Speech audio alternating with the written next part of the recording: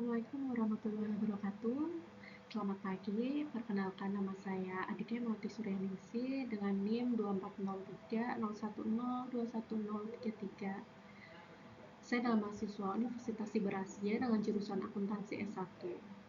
Pada kesempatan kali ini, saya akan membahas mengenai analisis peran integritas klien dalam penilaian risiko audit dan validitas bukti audit. Pembahasan ini sebagai pemenuhan ujian akhir semester mata kuliah Digital Auditing 1 kelas AK 604 dengan dosen pengampu Ibu Cindy Claudia Putri. Masuk ke topik pembahasan. Topik yang saya pilih adalah topik pada sesi 10, yaitu mengenai prosedur penilaian risiko. Nah, dari makalah yang telah saya buat sebelumnya, itu terdiri dari pendahuluan, isi, dan penutup. Di pendahuluan ini terdiri dari pentingnya audit dalam dunia bisnis dan faktor-faktor utama yang mempengaruhi kualitas audit seperti integritas dari klien, risiko audit, dan keabsahan bukti audit. Lalu selanjutnya yaitu isi yang membahas mengenai hubungan antara integritas klien, penilaian risiko, dan keabsahan bukti audit, serta contoh kasusnya. Dan yang terakhir adalah penutup, yaitu penerapan penilaian risiko dan evaluasi integritas klien dalam audit. Masuk ke yang pertama, yaitu pendahuluan. Audit itu sebelumnya saya akan bahas mengenai audit ya. Audit adalah proses sistematis dalam bidang bisnis dan keuangan yang bertujuan untuk meyakinkan dan memberikan kewajaran laporan keuangan yang dilakukan oleh auditor. Prosesnya itu tidak berfokus pada pemeriksaan angka-angka, tapi mencakup keseluruhan penilaian terhadap berbagai faktor. Contohnya seperti integritas klien, penilaian risiko audit, dan keabsahan bukti-bukti audit yang telah dikumpulkan. Integritas klien itu adalah kejujuran dan transparansi manajemen dalam memberikan informasi. Integritas klien ini menjadi landasan kepercayaan auditor terhadap informasi yang diberikan oleh klien. Tanpa integritas yang tinggi, data keuangan itu berisiko dan tidak mencerminkan kondisi keuangan perusahaan yang sebenarnya. Untuk penilaian risiko audit, yaitu adalah langkah strategis auditor untuk mengidentifikasi risiko salah saji material dalam laporan keuangan. Faktor risiko lain yaitu seperti kompleksitas operasi perusahaan, adanya transaksi dengan pihak terkait, dan potensi-potensi kecurangan. Penilaian risiko ini sangat penting karena untuk menentukan fokus audit dan penggunaan sumber daya audit itu secara efektif. Selanjutnya adalah keabsahan bukti audit gitu. Bukti audit yang sudah dikumpulkan oleh auditor itu nanti menjadi dasar auditor dalam memberikan opini. Bukti audit ini harus relevan, harus andal, dan cukup. Biasanya bukti audit ini yang didapatkan dari pihak eksternal itu lebih terpercaya gitu kan, dan dilakukan verifikasi silang untuk memastikan objektivitas dan keandalan informasi yang telah didapat. Baik, yang selanjutnya masuk ke pembahasan ya. Pembahasan ini akan membahas tentang hubungan dari ketiga aspek, yaitu integritas klien, penilaian risiko audit, dan keabsahan bukti audit. Integritas klien ini mempengaruhi tingkat risiko audit yang harus dinilai oleh auditor, dan penilaian risiko tersebut itu nanti menentukan bagaimana auditor mengumpulkan dan mengevaluasi bukti-bukti audit.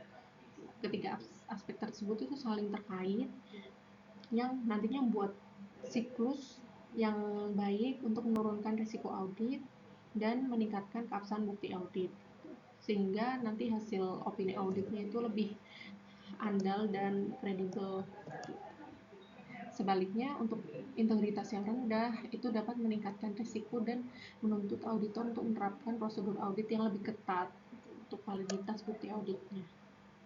Jadi ketiga aspek ini tuh saling berkaitan dalam mendukung opini auditor.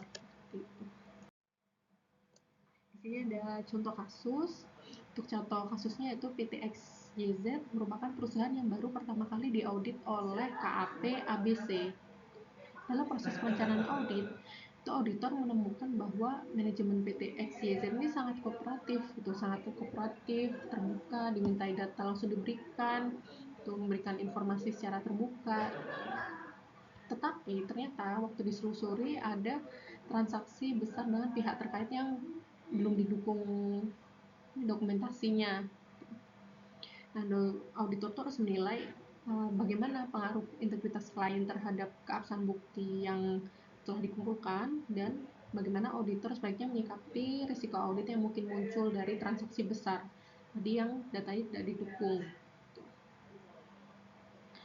Untuk pengaruh integritas klien terhadap keabsahan bukti audit, jika auditor menilai integritas manajemen PT XYZ itu tinggi atau kooperatif, terbuka, dan tidak ada indikasi manipulasi data, maka auditor dapat memberikan tingkat kepercayaan lebih tinggi pada bukti yang berasal dari internal perusahaan saja.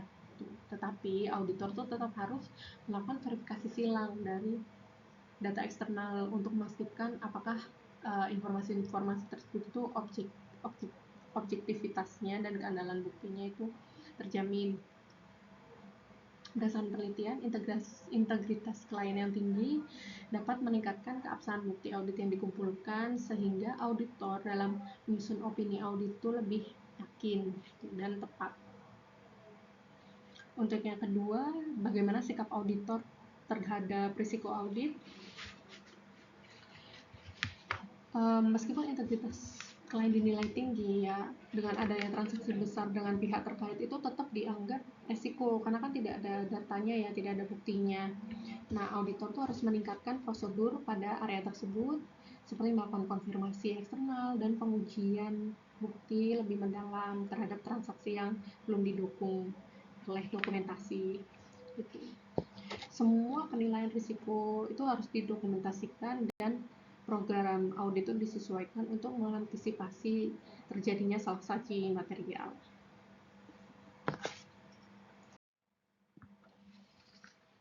Sebagai penutup, penilaian risiko audit dan integritas klien itu sangat penting untuk kualitas dan keandalan audit. Lalu penilaian risiko itu membantu auditor untuk fokus pada area rawan dan merancang prosedur yang efektif dan sesuai. Lalu integritas klien itu meningkatkan kepercayaan auditor terhadap bukti-bukti yang telah dikumpulkan, dan mereka saling berkaitan untuk membentuk fondasi audit yang berkualitas. Kesimpulan dari contoh kasus tadi dan penjelasan materi adalah auditor tuh harus skeptis dan melakukan verifikasi silang pada area berisiko tinggi, dan implementasi penilaian risiko dan perhatian pada integritas klien itu meningkatkan efektivitas audit dan perlindungan pemangku kepentingan. Dan yang terakhir, penilaian risiko dan integritas klien itu mendukung transparansi, akuntabilitas, dan kredibilitas dunia usaha. Mungkin itu saja dari saya. Atas kurang lebihnya saya mohon maaf. Akhir kata, terima kasih dan wassalamualaikum warahmatullahi wabarakatuh.